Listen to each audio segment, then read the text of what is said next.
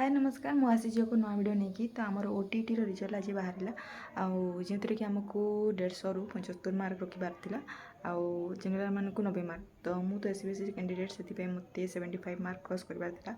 आउ एथिरे more first paper रे 121 मार्क अच्छी और सेकेंड पेपर रे 109 मार्क अच्छी तो ऑब्वियसली मो पेपर क्लियर हो जाइए जार अपेक्षा में बहुत दिन आगु बहुत दिन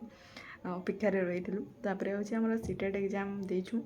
आउ सेटा केमिति हेबो मु भाबुची सीटेट एग्जाम रे ऑब्वियसली मोर फर्स्ट पेपरटा तो 104 मार्क अच्छी किंतु सेकेंड पेपर रे